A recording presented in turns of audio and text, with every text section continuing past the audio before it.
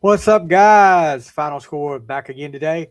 Last week of the NFL regular season. Uh, some games mean something, some games don't mean anything. I've got two games on right now. As speak, I've got the Eagles and the Commanders, which the Eagles just scored a touchdown to make it 6-0. And I've got the Bears and the Lions 3-0 Lions right now. Um, Talk about the games early, guys. One that's like special around here, I guess. I'm looking at my. Hold on a second. Okay, my comments won't coming up right up here. Let me get something straight up here.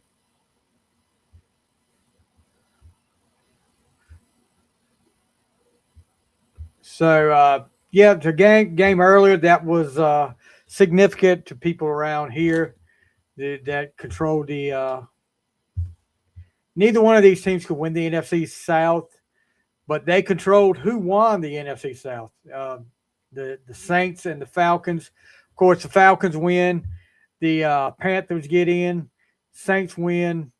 The Buccaneers get in, and the back and forth game. Falcons took a 9-point lead late into the game, made it a little interesting. I think with like a minute left, the Saints scored a touchdown to cut it to a one score game, but the onside kick was not successful. The Panthers run the clock, but not the Panthers, but the Falcons run the clock out, and the Panthers are the NFC South division champions. So they're in the playoffs, and the Buccaneers go home. And man, 4 or 5 weeks ago, I guess I put the kiss of death on the Buccaneers because I said these guys are legit. I mean, they could go deep into playoffs, and after that, it went downhill. And the Panthers did the exact opposite. The Panthers started playing really good ball, back and forth. They would go one week playing great, next week not so great. But they're in the playoffs, so they got a shot. So now, let's see what else we got up here. Texans and Colts, and the Leonard kid for the Colts did not play a bad game. I mean, uh, they lose 38-30 to the Texans, but you put up 30 points, and I mean, I don't know how many of the starters for that defense from the Texans. I know they were playing. I watched some of this game. They were playing their defense the first half. I don't know about the second half. Riley Leonard, 21 for 34, 270 yards, 3 touchdowns, and he must have had a rushing touchdown as well. One of the craziest things in that game, wide receiver Alec Pierce he's trying to catch a touchdown in the back of the end zone, and bumps with the referee said he made contact with him, and he ejects him from the game. And you go back and look at this, guys. I didn't see any contact, but referees, they're strange people. But yeah, the Texans are in the playoffs. Colts are not. Colts finished 8-9. Texans finished 12-5. But yeah, that was just strange. I mean, I've never seen. I mean, from what I could tell, there was no contact, or if there was, it looked like the referee had his elbow out and up against the Colts player. And next thing you know, he got kicked out. So sometimes these referees have too much power. Keeping in the AFC South, the division championship goes to the Jaguars, who just kill the Tennessee Titans 41-7. Um, Cam Ward goes out early in the game after scoring a touchdown. The rookie quarterback for the Titans, he goes out with a shoulder injury, does not come back, which is no need for him to come back and try to pain through that, and it makes something worse than it is. You're not going to the playoffs. Get ready for next year. Trevor Lawrence 22 for 30, 255 yards, 3 TDs. Trevor Lawrence is finally developing into what everybody thought he could. Let's see what he can do in the playoffs, though. I'm interested to see how they end up in the playoffs. Now, the AFC South finishes up with the Jaguars and the Texans making the playoffs. They are 13-4 for the Jaguars. They won 8 in a row. The Texans 12-5. They won 9 in a row. And then you've got the Colts on the other side. The Colts who started out just on fire. Of course, Daniel Jones goes out with an injury, but they were kind of struggling when Daniel Jones was there. They lost 7 in a row. So, and the Titans, of course, they were 3-14 down there at the bottom. Let's see what we got earlier in the earlier games that would end in Browns and Bengals. Browns get the win, 20-18 over the Bengals in a game that didn't mean anything. But let's see what we got going on back here. Myles Garrett gets his sack, sets the single season sack record that he moves ahead of T.J. Watt and Michael Strahan for the record there. But I don't know if you guys saw the video. If you haven't, you need to go look at it. When he does it, one of his teammates is so happy when the referee puts his arm up to blow the play dead. That guy, one of his teammates, high fives the referee, and it was I'm not the biggest Myles Garrett fan because I'm a Steelers fan, and what he did to gosh knows what was our quarterback. Tearing my quarterback's helmet off and trying to hit him with it years ago. I still haven't forgot about that. But I did like the fact that he got the record. No problem there. And the fact he went over, first thing he did, he wanted to go see his mama. I'm always, when a guy has that ideal where, I need to go celebrate with my mom, then that's awesome to me. Yeah, I'm a mama's boy. So the Browns finish 5-12. Bengals finish 6-11. Of course, we won't know the AFC North champion till late tonight, because the Steelers and the Ravens are playing at 8:20 on NBC tonight, and whoever wins that wins the AFC North. Did I say South? But anyway, so right now, let's see. This is what the division looks like here. Steelers on top right now at 9-7. Ravens at second. They're 8-8. And then the Bengals finish third, 6-11. Browns 5-12. So it's a big game tonight for, I'm a Steelers fan. You guys know that. I don't have a good feeling about this game. I know it's at Acrisure Stadium.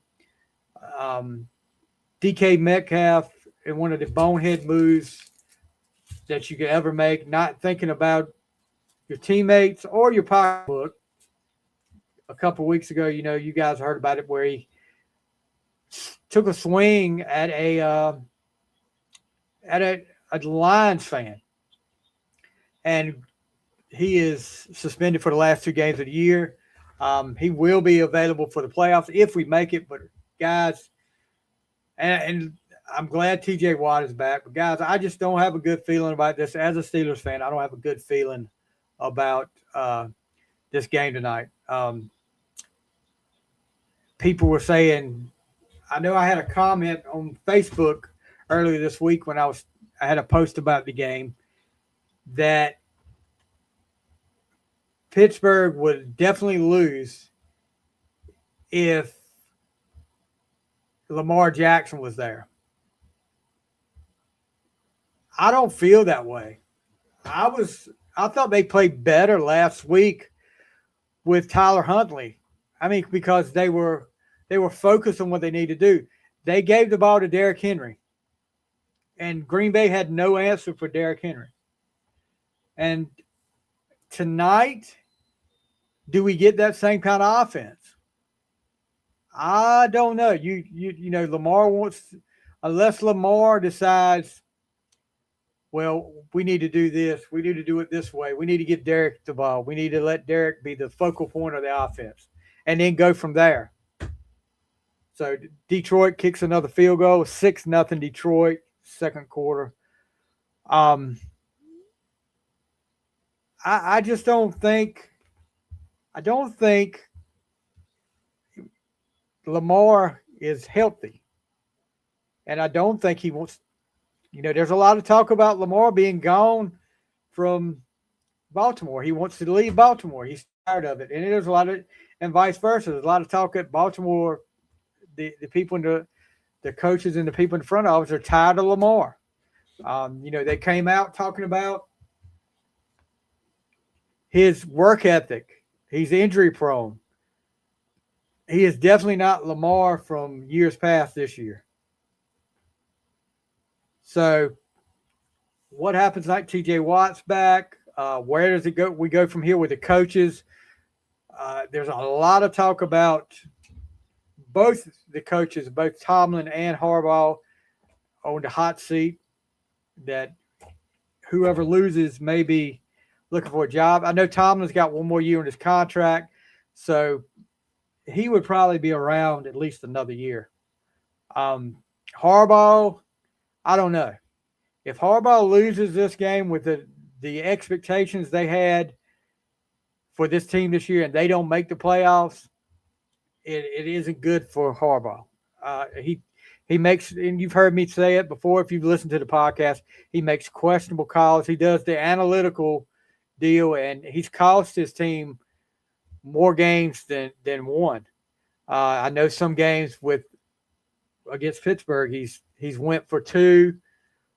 He's, instead of kicking a field goal, he went for it, and that ended up costing him the game when they didn't get it.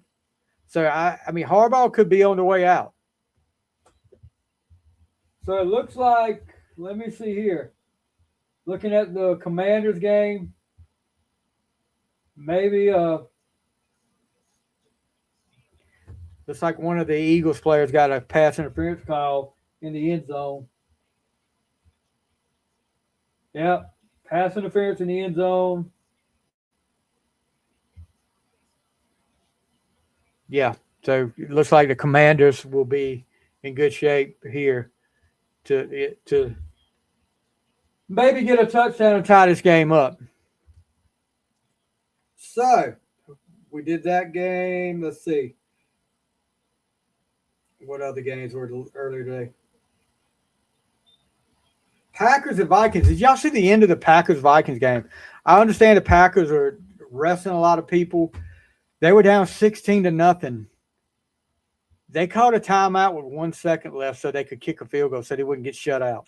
You don't think a shutout, being shut out isn't important to do these teams? Yeah, that and that game really didn't mean a whole lot. Let me see who the quarterback was for. I don't even know who the quarterback would have been for Green Bay. Of course, it won't show me the box score. Evidently, the neither quarterback did well today. Green Bay had 121 total yards, guys. -7 passing yards, 128 rushing yards. Wow. So Malik Willis probably not the quarterback today. I know he was having some injuries, and he played himself into a. Let's see what we got here with the Commanders. Did he get in?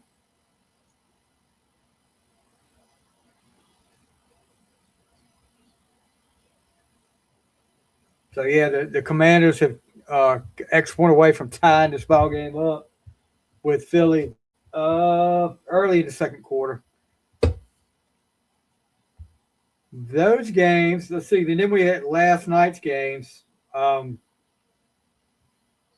We talked about no, we didn't. Panthers and Buccaneers yesterday. And this is a game that if the Panthers win, they put away the NFC South. They're the champions. But Tampa Bay played a really good game. but there was some questionable calls by these referees. And I hate to talk about referees, but I mean, I'm a somewhat of a Panther fan, but not a diehard Panther fan. When you throw a backwards pass that was called incomplete by the referees, it was obviously backwards, and the running back, it bounced off the ground. The running back for the Panthers got it and had room to run. They blew the whistle. They called it a backwards pass that went out of bounds. Guys, I mean, if you saw that game, it was nowhere near out of bounds. It was a whole 2 or 3 yards from being out of bounds. It was nowhere close. How they get away with this crap, I don't know. Some people are saying they don't want Carolina to win. I don't know about it. I think the referees that was a crappy call. And there was some more in that game, so I can see where a Carolina fan would have said that. But the Buccaneers get the win 16-14, and both teams finished 8-9. And I think you had a 3-way tie at the top of that division because of tiebreakers. The Panthers got it. The Panthers are kind of limping their way into the playoffs, so they're losing the last 2. Falcons won 4 in a row to get that 3-way tie at the top, and then the Saints, they finished at the bottom at 6-11. Then we had the nightcap last night with the Seahawks and the 49ers, a game that I thought was going to be, you just figured would be a high-scoring game. I mean, that Brock Purdy, Christian McCaffrey, George Kittle and company going up against that big Seattle Seahawks defense, number 2 ranked defense in the NFL. And they showed it last night. I mean, they shut down the 49ers offense, only allowed a field goal, and they got the win 13-3. Sam Darnold, first player since Tom Brady to win, how many games was it? 2 years in a row. He's had 2 14-game win seasons. He had one last year with Minnesota, and now this year with Seattle. But do you still trust Sam Darnold in the playoffs? I don't know, guys. I don't know. I mean, everybody was talking about him last year, and he showed up as Sam Darnold that we know, and the ones that saw ghosts on the field. Last year, the playoffs was not impressive for Sam Darnold. And 13-3, let me see what the time of possession. Seattle had the ball almost 38 minutes to 22 minutes for San Francisco. San Francisco got 173 total yards, 53 rushing yards. So watch out. Now, let me just say this. Seattle has the number 1 seed in the NFC. They got the home field throughout the playoffs. If Darnold can just manage the game and the Seahawks defense plays the way it's been playing, they're you better watch out. It's going to be this season. This Super Bowl could be a low-scoring Super Bowl, guys, because there's a lot of defensive-minded teams out there. So, number 1 seed for the AFC is still up in the air. I know Denver is up for it. The Patriots. Looking at some of the scores right now, Cardinals and the Rams. They're tied at 6, midway through the second. The Lions and Bears, we talked about it, 6-0 Lions. That's midway through the second. Patriots 14-7 over the Dolphins. That's midway through the second. Just starting the second quarter, Bills and Jets. Bills up on 14-0. Chargers and Broncos. Chargers are resting a lot of their guys, so Broncos will probably get this. It still means something to the Broncos. Just starting the second quarter, it's 10-0 Broncos. You realize the history could be made today in the Jets-Bills game. If the Bills don't throw an interception today, this will be the first time I think ever. I may be wrong on this, but I think I heard ever that a team defense hadn't intercepted a pass all year, and the Jets could set that record today. I would not doubt it because the Jets are terrible, dude. What? So I got like I said, I've got the Lions game on. Let's talk about the Cowboys and the Giants. Giants get that win, 34-17 over the Cowboys. Let's look at the box score here. And Dak played a half after halftime and did not come back in. Prescott decided. The running back for Dallas, Blue, looked really good. 4 yards of carry. He had his first touchdown ever. So it wasn't really a game that meant a whole lot. Dart did look good, but Dallas's defense is so bad there. I think anybody could look good against that. Looks like we got a big play in the Eagles game. Yeah, Eagles look like they're getting ready to score. They're in the red zone right now. So 6 minutes left in the half. But NFC East, which we thought was going to be a strong division this year, not the case. Eagles win that division easily. They were 11-5. Going into this last game, Cowboys finished 7-9-1. Commanders finished 4-12, and they just had an injury bug all year long, as well as the Giants who are 4-13. So we'll see. Hurts is not playing for the Eagles. I don't know who was this playing for the Eagles. McKee. So I don't know. No need for him to play anyway. And with the bad blood last time between the Eagles and the Commanders, I wouldn't think they want to take a risk out there with them. So let me see. Something just happened in the Giant. Jamar Gibbs gets a touchdown catch. So it's now 12-0 Lions with pending extra points. Should be 13-0.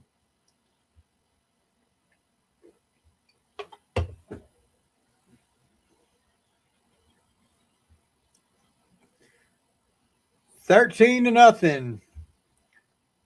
So let's see. 4th and 1 for the Eagles right here. Are they going for it?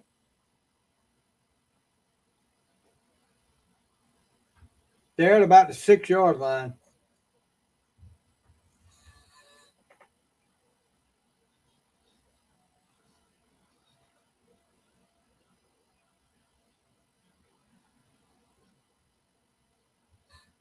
Yeah, it looked like they were just trying to draw Washington outside, so it looks like they're going to kick a field goal here.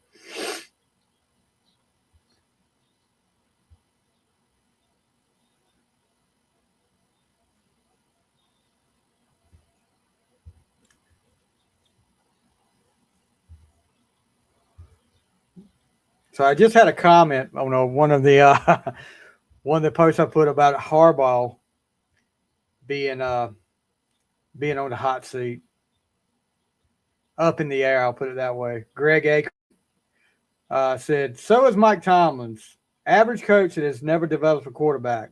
Just talks like he's a badass and expects his team to follow his lead in the first round exit of the playoffs." I will not argue with you there. I supported. So the Eagles are going for it. Hold on. Let's see what they do here.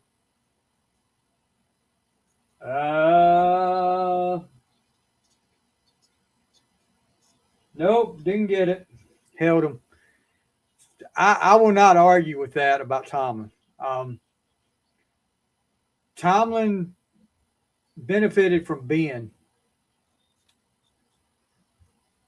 Yeah, and he also said the team that wins tonight will get bounced first round because clearly neither team is Super Bowl worthy. You were right about that.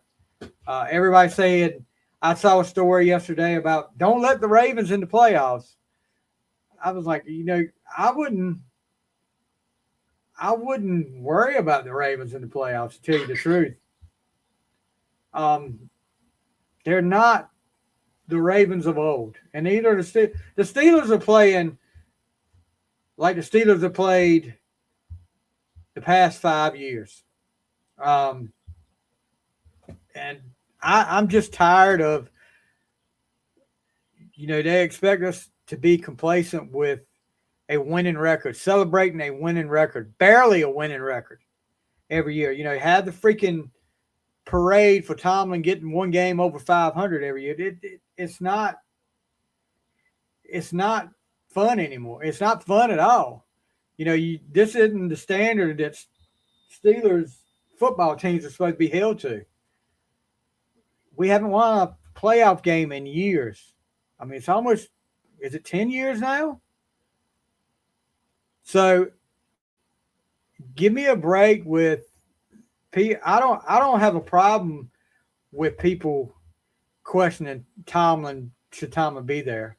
Everybody's saying, well, what we could have worse. Be careful what you wish for. Yeah, we could, but are we supposed to be satisfied with having the same old crap year after year after year? And it's not getting better.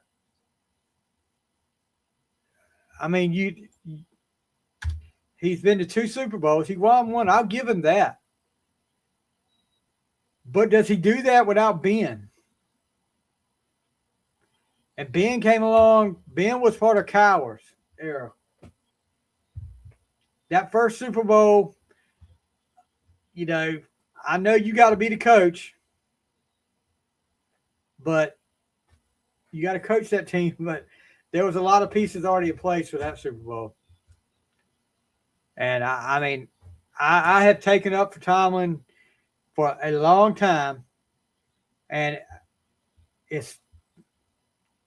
I can't do it anymore. I really can't do it anymore. I'm just tired of it.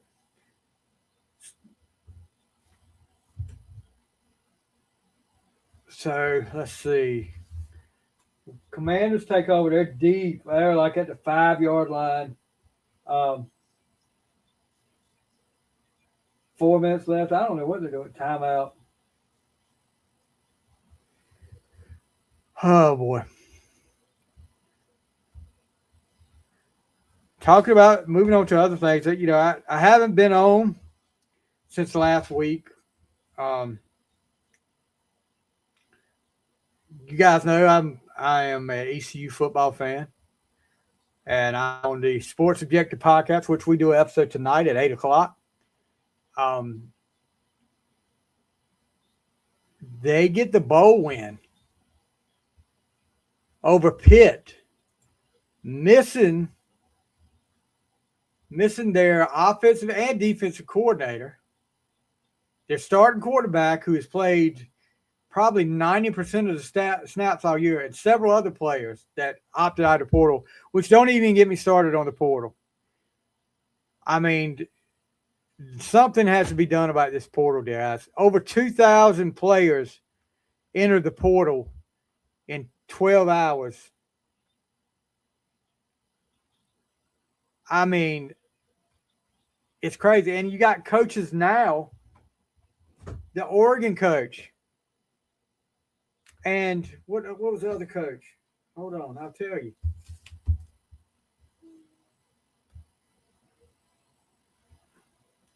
It's affecting teams now that are still in the playoffs, because it's taking away time from them.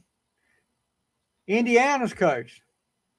They had 13 guys from the transfer portal on campus yesterday. He's lost multiple hours of Oregon prep time due to hosting visits. And the Oregon coach said the same thing. Why are they allowed to have the portal open when the season's still going on?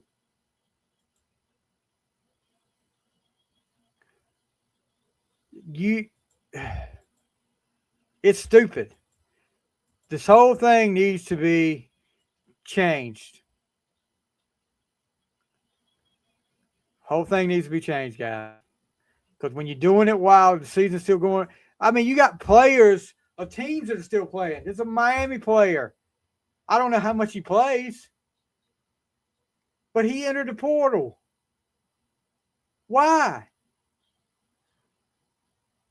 Why? I mean, you're supposed to be concentrating. You don't want to, he may not be one of the guys that plays a lot, but you never know when you might get your number called. And are you really thinking about what you can do in that game when you've already entered the portal? No, you ain't worried about it. You're going to be somewhere else next year. What it is, you didn't get your playing time this year. You're mad and you want to leave. And it's so freaking easy to leave that you can just say, I'm taking my ball and going somewhere else. They need to get this stuff back to, if you want to leave, you got to wait a year. You got to sit out a year if you transfer. That will slow this stuff down. Like it used to be. But they ain't going to do that. They're not going to do it, guys. But ECU gets the win. And talk about trying to rip a team off. Second year in a row, ECU's played in the Military Bowl. Nothing wrong with playing in the Military Bowl, apparently, unless you're Pitt. Pitt whined and complained for 3 weeks about having to play in the Military Bowl and having to play somebody lowly competition like ECU. They should have been in the ACC championship game.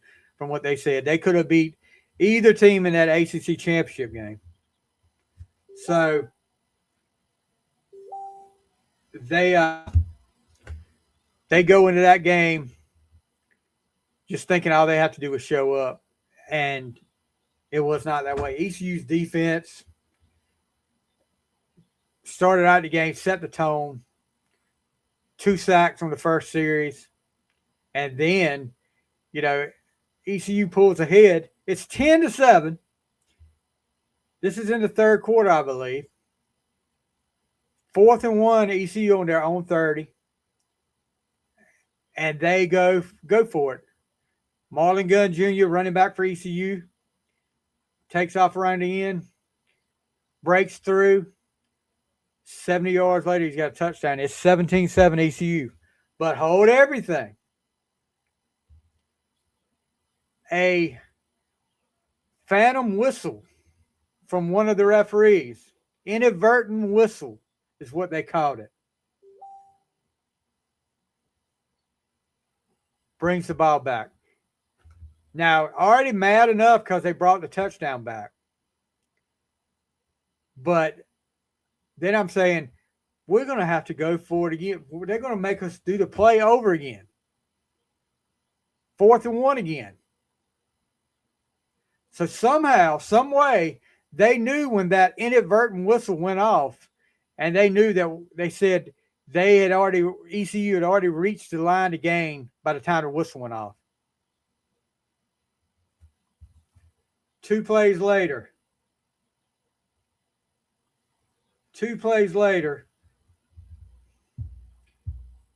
ECU quarterback is hit, sacked, fumbles.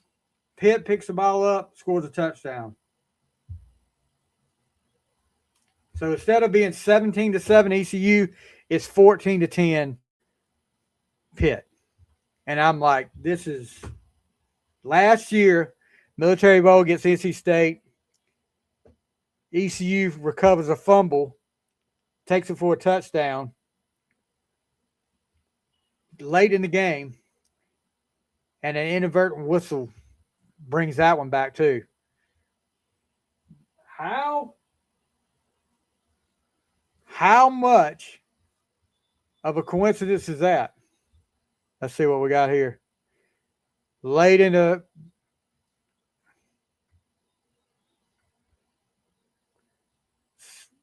So it looks like the Bears were driving, completed a pass. Oh, they're going to see if that might be called back as might be said it's a uh, might say it's a incomplete pass. I don't know.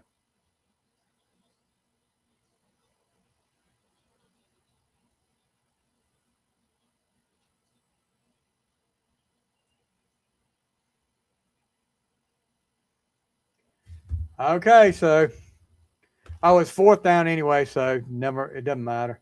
If it was incomplete, he still would have got it. So 13-0 going to half for the Lions. The Bears are playing the starters.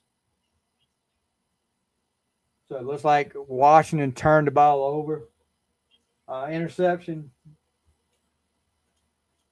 They've got the ball just about in the red zone. It's about 2 minutes and a half. And just caught a catch down to the 5-yard line. So they'll probably get at least 3 points off that.